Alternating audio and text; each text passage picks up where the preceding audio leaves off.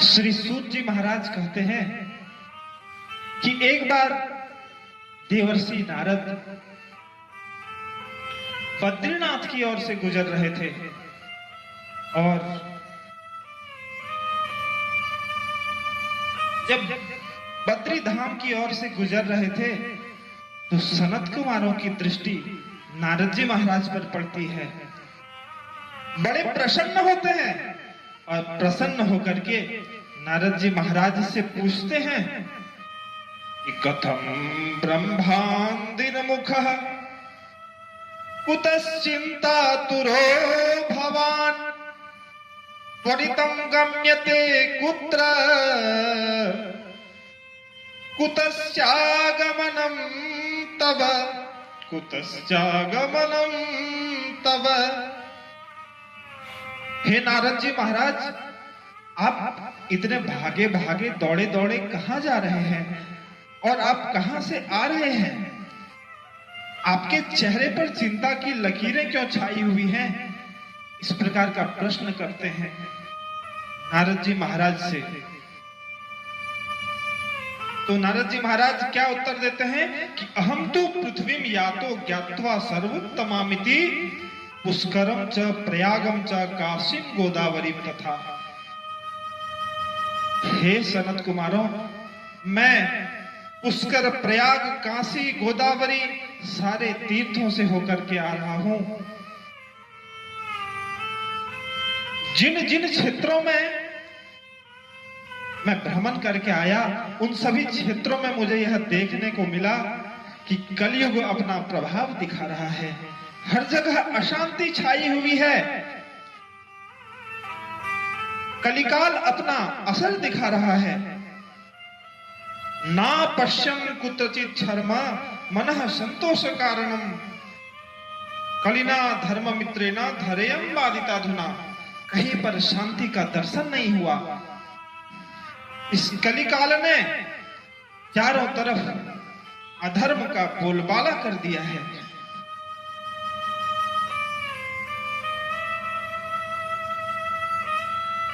आज के समय में न तो सत्य भाषण रहा, न तो आचरण की पवित्रता रही। आज यदि कोई 50 झूठ बोलकर भी यदि एक सच भी बोलता है ना, तो वह एक बार बोले गए सत्य का कई बार ढिंढोरा पीटता है। न तो सत्य भाषण है, न तो सुपात्र को दान ही दिया जा रहा है। और यदि किसी को एक बार दान दे दिया जाता है तो उसी के बारे में लोग ढिंढोरा पीटते हैं कि मैंने फलाने को दान दे दिया। न तो आहार व्यवहार की शुद्धता रही है और न तो लोगों के मन में शांति है। तरुणी प्रभुता गेहे श्यालको बुद्धिदायकः कन्या विक्रियनो लोभात दंपति नाम च कलकनम। घर में पत्नी देवी का साम्राज्य चलता है और क्या कहते हैं कि श्यालको बुद्धिदायकः। घर में भाई है, बहन है, माता पिता हैं, दादा दादी हैं और न जाने कितने बुजुर्ग हैं, लेकिन उन सभी बुजुर्गों को दरकिनार करके आज के लोग कहां से सजेशन ले रहे हैं, कहां से बुद्धि ले रहे हैं? तो कहते हैं श्यालको बुद्धिदायक। जितने भी शाले साहब है ना, वहां से लोग बुद्धि ले रहे हैं। इतिहास साक्षी है, इतिहास गवाह है कि जब भी सालों से बुद्धि ली गई है ना, जब भी राय परामर्श घर के साले से लिया गया, अपने सालों से लिया गया, तो हमेशा विनाश का रास्ता प्रशस्त हुआ। महाभारत इसका सबसे बड़ा उदाहरण है।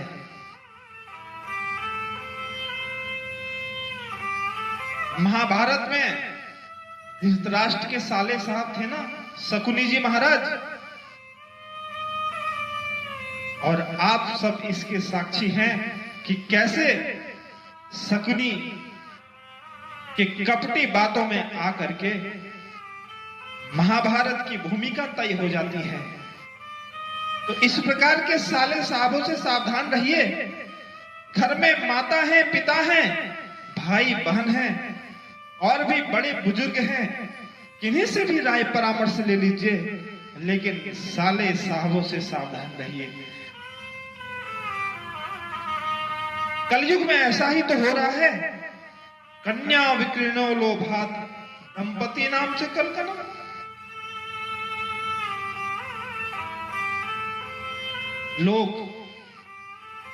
आज के लोग संयुक्त परिवार से अलग हो रहे हैं।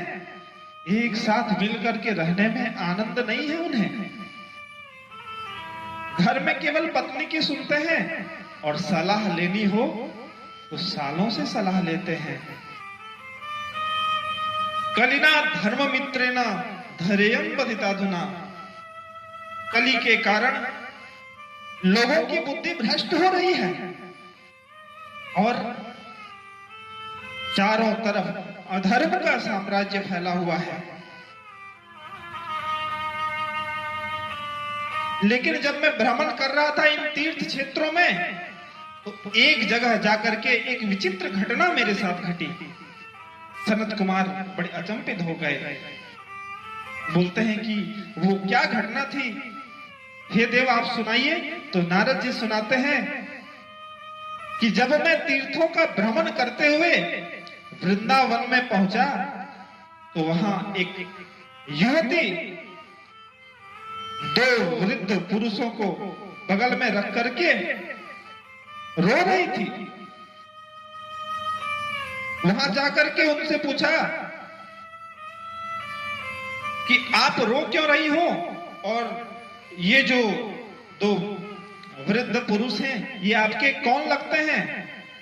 तो उस युवती ने कहा कि मैं साक्षात भक्ति महारानी हूं और ये जो दो वृद्ध हैं ये दोनों वृद्ध मेरे दो पुत्र हैं, ज्ञान और वैराग्य। आपके तो पुत्र हैं, तो इनकी ऐसी दशा कैसे हुई, ये वृद्ध कैसे हो गए? भक्ति महारानी कहती हैं, हे देव कलयुग का असर है। कलिकाल ने अपना साम्राज्य चारों ओर स्थापित कर लिया है। मैं जब वृंदावन पहुंची तो यहां मैं नवयुवती हो गई। यहां भगवान ये भक्ति का साम्राज्य है, लेकिन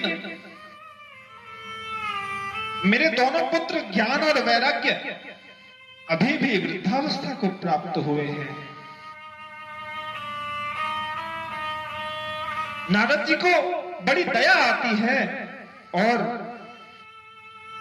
वो भक्ति महारानी को समझाते हैं कि हे देवी आप थोड़ा सा धैर्य धारण करो, मैं प्रयास करता हूं कि आपके दोनों पुत्र फिर से जवान हो जाएं। नारद जी ने वेद वेदांतों का पाठ प्रारंभ किया, गीता पाठ प्रारंभ किया,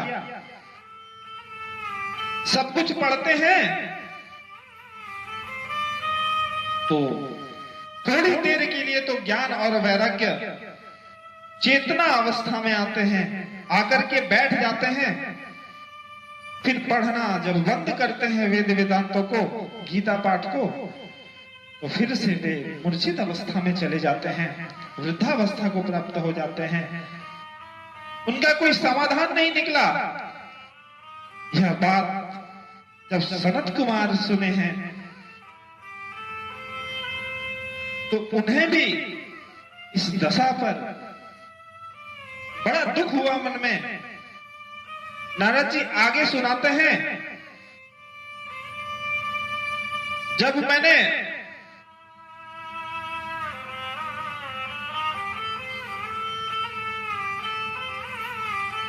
उनके कष्ट का निवारण करने का प्रयास किया तो आकाशवाणी हुई कि हे नारद मुनि, यदि इनके कष्ट का निवारण करना चाहते हैं तो उसका केवल एक ही माध्यम है और वह माध्यम है सत्कर्म। आकाशवाणी से आदेश हुआ कि सत्कर्म करने से ज्ञान और वैराग्य को वृद्धावस्था से छुटकारा मिल सकती है।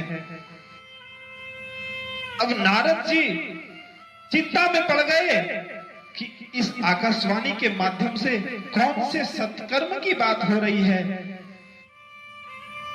सनत कुमारों को बीती घटना बता रहे हैं।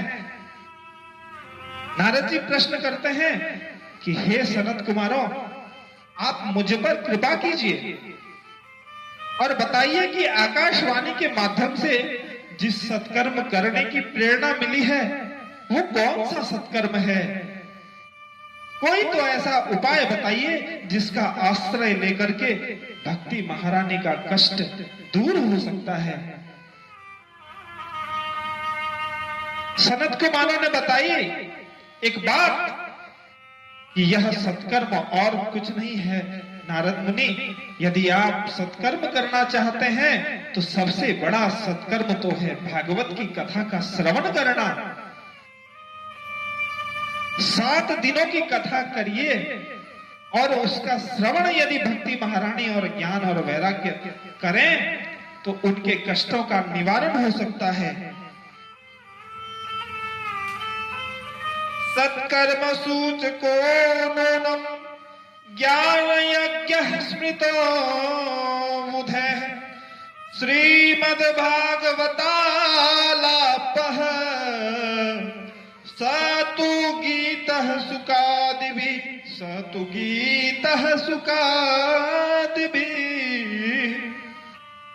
7 दिनों का सप्ताह ज्ञान यज्ञ करिए। नारद जी महाराज बोलते हैं कि हे सनत कुमारों, हमने तो खूब प्रयास किया, वेद पाठ किया, वेदांग पाठ किया, गीता पाठ की, लेकिन इनका पाठ करने के बावजूद भी यदि भक्ति महारानी का कष्ट निवारण नहीं हो पाया तो इसकी क्या गारंटी है कि श्रीमद् भागवत कथा का श्रवण करवाने से भक्ति महारानी का कष्ट दूर हो जाएगा। सनत कुमारों ने कहा, हे देव, ये जो वेद वेदांग है ना, ये वृक्ष है और इन वृक्षों का जो फल है, इन वृक्षों का जो निचोड़ है वह साक्षात भागवत महापुराण है।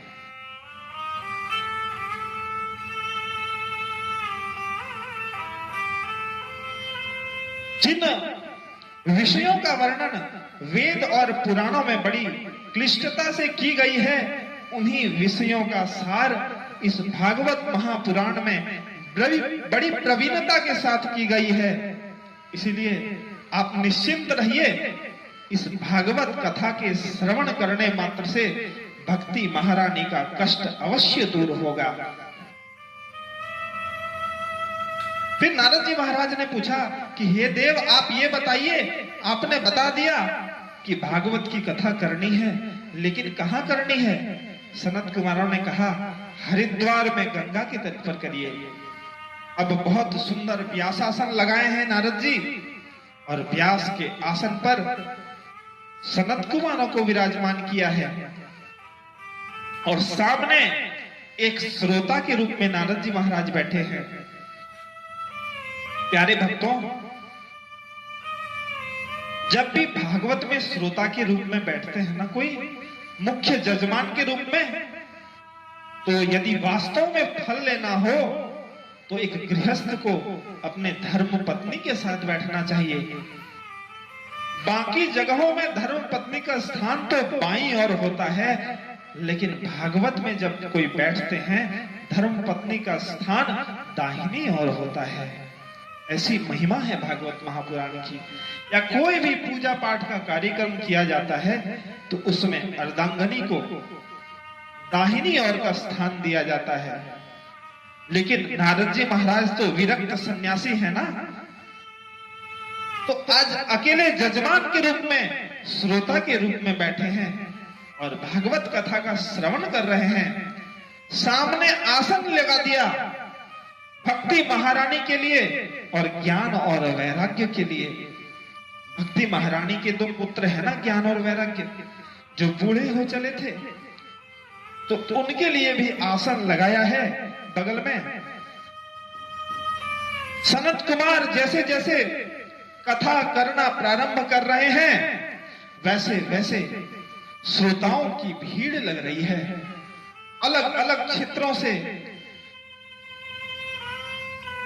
ऋषि मुनि पधार रहे हैं, अगल बगल के लोग पधार रहे हैं, हजारों की संख्या में भीड़ हो गई और वातावरण पूरी तरह से भक्तिमय हो गया। ऐसा प्रतीत हो रहा है जैसे कुंभ का मेला लग गया हो।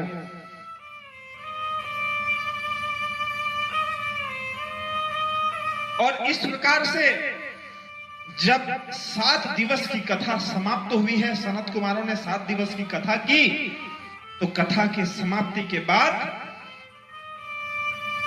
ज्ञान और वैराग्य दोनों जवान हो जाते हैं कथा का श्रवण करने से। यह है भागवत की महिमा। कहने का तात्पर्य यह है बंधुओं, भागवत का श्रवण करने से भक्ति महारानी तो नौजवान हो ही जाती है, उसके साथ साथ आपके हृदय में ज्ञान और वैराग्य भी नौजवान हो उठते हैं। तो इस प्रकार वर्णन किया भागवत की महिमा का।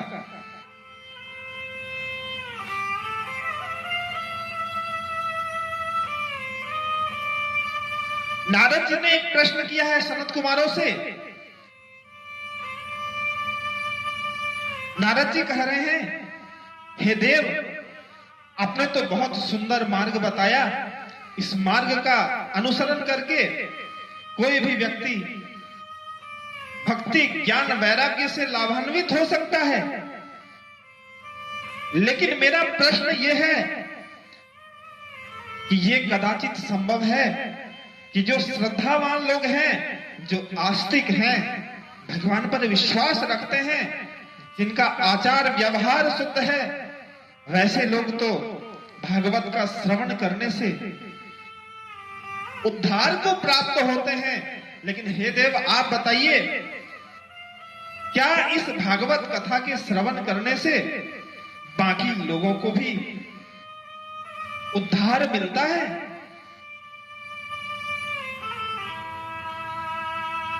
तो सनत कुमारों ने जवाब दिया कि ये मानवा पाप कृतस्तु सर्वदा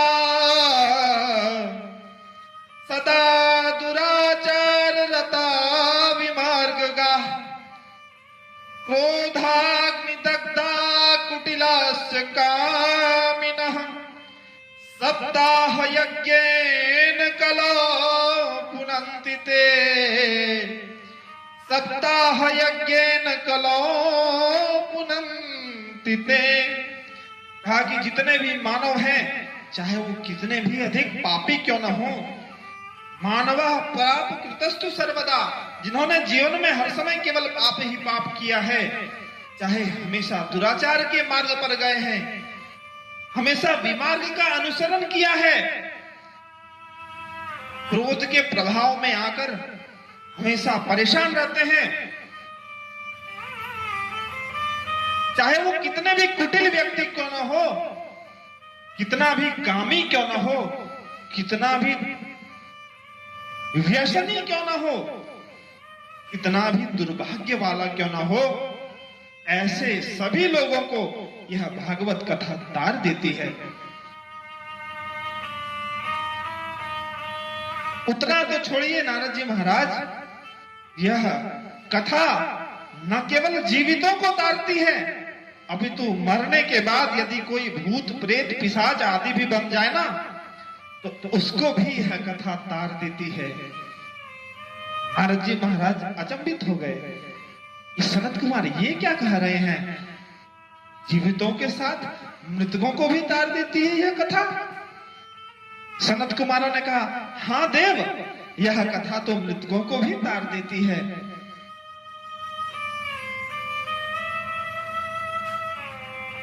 क्या कहा आपने? यह कथा मृतकों को भी तार देती है?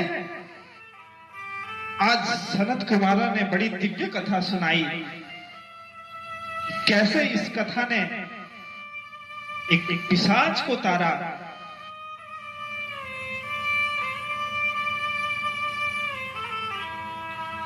देखिए, इस कथा की महिमा ऐसी है बंधुओं, जो इस कथा के दौरान भजन कीर्तन का आश्रय नहीं लेते हैं ना, उनके अंदर की जो साधना की शक्ति है ना, वह क्षीण होने लगती है। और जो इस कथा सत्संग कीर्तन का आनंद लेते हैं ना, उनमें यह जाकर के संचित हो जाता है। ऐसी दिव्य महिमा है भागवत की कथा की। और कथा में जब भजन हो ना, तब विशेष करके ताली बजाने की महिमा बताई गई है। जो ताली बजाते हैं ना कथा में, उनके भाग्य की रेखाएं बदल जाती हैं। यदि कोई दुर्भाग्य की रेखाएं हैं ना, वो भी सद्भाग्य में बदल जाते हैं। और जो भागवत कथा के पंडाल में भजन होने पर ताली का सेवन नहीं करते हैं ना, उनका यदि कोई सद्भाग्य भी हो तो वह दुर्भाग्य में परिणत हो जाता है। उनके भी भाग्य की रेखाएं बदल जाती हैं। इसलिए सावधान रहना मित्रों, जब भी भागवत की कथा हो रही हो तो विशेष कर से कीर्तन भजन बड़े ध्यान पूर्वक करना चाहिए। आज कथा सुना रहे सनत कुमार नारद जी महाराज को। क्या कहते हैं कि तुंगभद्रा तटे पूर्वम अभूत पत्तनमूत्तमम् यत्र वर्णाः स्वधर्मेण सत्य सत्कर्म तत्पराः। तुंगभद्रा नदी के किनारे एक ब्राह्मण देव रहते थे, जिनका नाम था आत्मदेव। और जिस नगर में वो निवास करते थे, उस नगर का नाम था उत्तम नगर। ये आत्मदेव जो है ना बंधुओं, उस प्रकार के लोग हैं जो आत्मा में देवत्व का दर्शन करते हैं। यह आत्मदेव ब्राह्मण जो हैं, ये जन्म से द्विज हैं। पूजा पाठ का कर्म करते हैं, त्रिकाल संध्या वंदन करते हैं, आरती करते हैं, यज्ञ अनुष्ठान करते हैं। उसके अलावा कर्मकांड का भी कार्य करते हैं। यह कर्मकांड का जो पेशा है ना, ये तो थोड़ा इसमें लोभ भी हो सकता है, लेकिन आत्मदेव नामक ब्राह्मण में लोभ तो लेश मात्र भी नहीं है। हर प्रकार के सद्गुणों से भरे हुए हैं आत्मदेव जी महाराज। और उन आत्मदेव जी महाराज की पत्नी का नाम है धुंधली। ये जो धुंधली है ना, ये आत्मदेव जी महाराज के गुणों के ठीक विपरीत है। आत्मदेव जी महाराज शांति प्रिय है, संतोष है उनके भीतर में, और सबसे बड़े मीठे शब्दों में बात करते हैं। ये धुंधली जो है ना, इसमें तमाम प्रकार के दुर्गुण विद्यमान हैं। जब भी किसी से बात करती है तो बड़ी कर्कश वाणी में बात करती है। आए दिन किसी न किसी से किसी छोटी छोटी बातों पर झगड़ा करने लग जाती है। पड़ोसियों को सताना, उनको परेशान करना, उनके साथ छोटी छोटी बातों पर झगड़ लेना तो इसका रोज का कार्य है। ऐसी है इसकी पत्नी। आत्मदेव जी महाराज जब भी बाहर से काम करके घर लौटते हैं ना, तो बड़ा दिखावटी प्रेम दिखाती है। भले उसके पहले तमाम प्रकार के कलह किए हो, लेकिन जब भी आत्मदेव जी महाराज घर पधारते हैं ना, तो प्रणाम करके सामने खड़ा हो जाती है। विनती विनम्र अनुरोध करती है, दिखावटी ही प्रेम दिखाती है भांति प्रकार से। देखिए बंधुओं, बंगला में एक कहावत है, अति भक्ति चोरे लखन। जो अति भक्ति दिखाए ना, बड़ी चिकनी चुपड़ी बात करे, बड़ी मीठी मीठी बात करे, समझना उसके दिल में खोट है। आजकल तो यही देखने को मिलता है, बाहर कुछ और बोलते हैं, बाहर से बड़ी मीठी मीठी बातें करते हैं, लेकिन दिल बहुत काला है। तो ऐसे लोगों से सावधान रहना चाहिए। जब भी आत्मदेव जी महाराज घर पधारते हैं, बहुत मीठी मीठी बात करती है, मानो उनकी वंदना करती है। ऐसा प्रतीत होता है जैसे साक्षात सती अनुसुईया आ गई हो, लेकिन मन वैसा नहीं है। मानस जी में क्या कहा? निर्मल मन जन सो मोहि पावा, मोहि कपट छल छिद्र न भावा। निर्मल मन जन सो मोहि पावा, मोहि कपट छल छिद्र न भावा। मोहि कपट छल छिद्र न भावा। भगवान की यदि प्राप्ति करनी हो ना, तो मन को निर्मल करना होगा, क्योंकि भगवान को निर्मल मन वाले जन पसंद है। निर्मल मन जन सो मोहि पावा, मोहि कपट छल छिद्र न भावा। भगवान को कपटी और छल छिद्र युक्त लोग कभी पसंद नहीं है। और यदि राम को प्राप्त करना चाहो ना, तो काम के मार्ग से तुम्हें विमुख होना पड़ेगा, कपट के मार्ग से। और ये छल का जो मार्ग है, इस छल और कपट के मार्ग से तुम्हें दूर होकर के निर्मल मन का बनना पड़ेगा, तब राम जी आप पर कृपा करेंगे।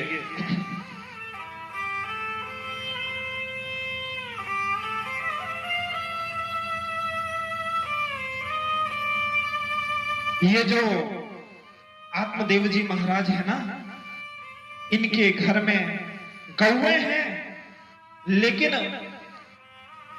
6 साल हो गए गौओं ने कोई बच्चा नहीं दिया। घर में यदि तुलसी का पौधा लगाते हैं तो वह पौधा ज्यादा दिनों तक हरा भरा नहीं रहता।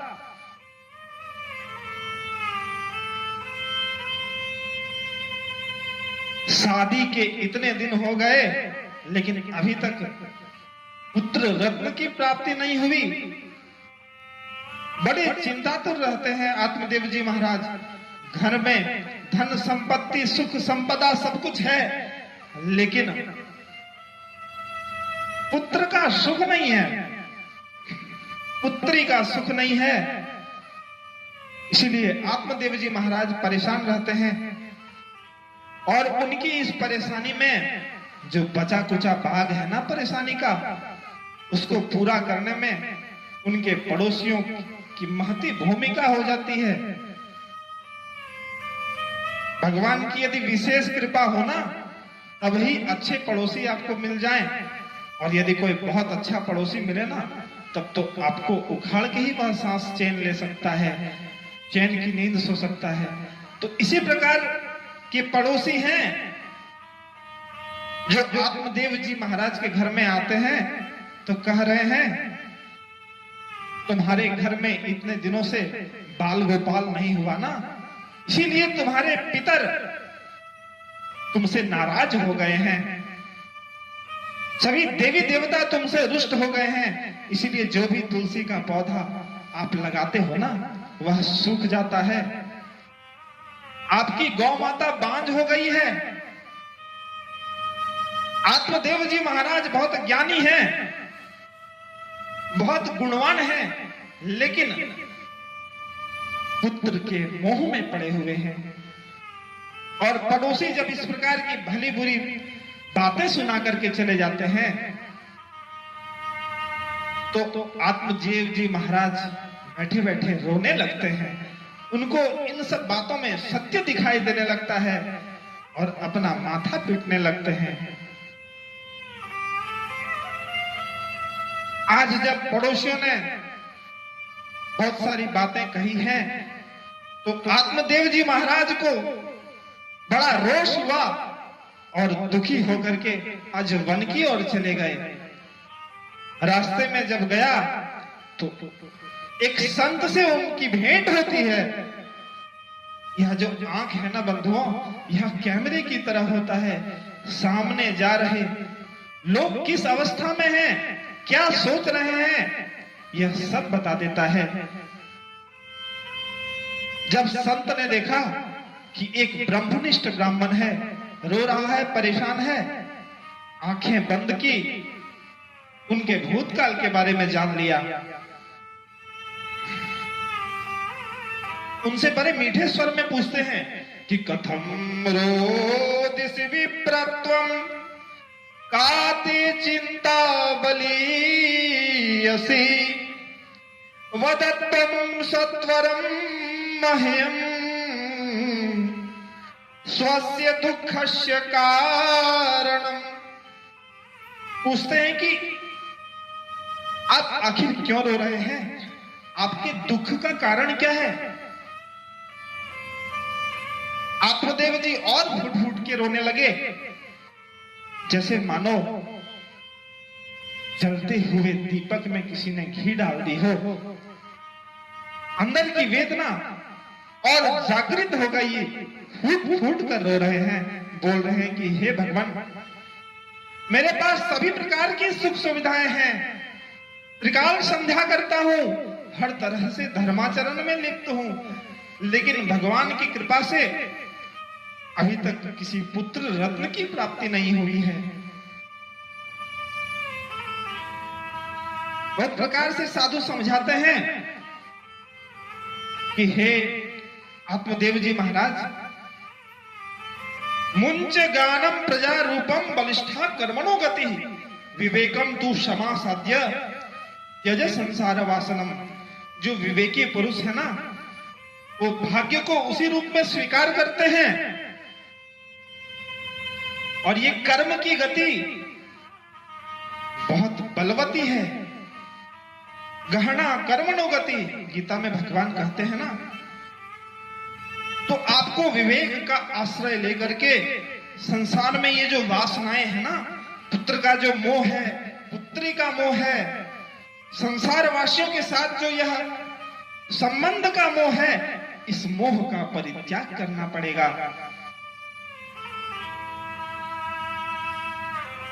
और क्या बोलते हैं कि अनन्य ममता विष्णु ममता प्रेम संगता भाव स एव सांद्रात्मा बुधे प्रेमा निगद्यते। यदि किसी के साथ संबंध भी बनाना हो मोह का, तो भगवान विष्णु के साथ बनाइए, भगवान नारायण के साथ कोई भी संबंध बनाइए। यदि संसारी लोगों के प्रति आपका जो प्रेम है ना, इसका यदि 50% भी भगवान के प्रति लग जाए ना, तो आपको तत्काल भगवान की प्राप्ति हो सकती है, आपका तत्काल उद्धार हो सकता है। आज विविध भांति से समझाने का प्रयास किया कि इस संसार की वासनाओं से अपने मन को हटाइए और हटा करके भगवान के चरणों में अपना ध्यान लगाइए।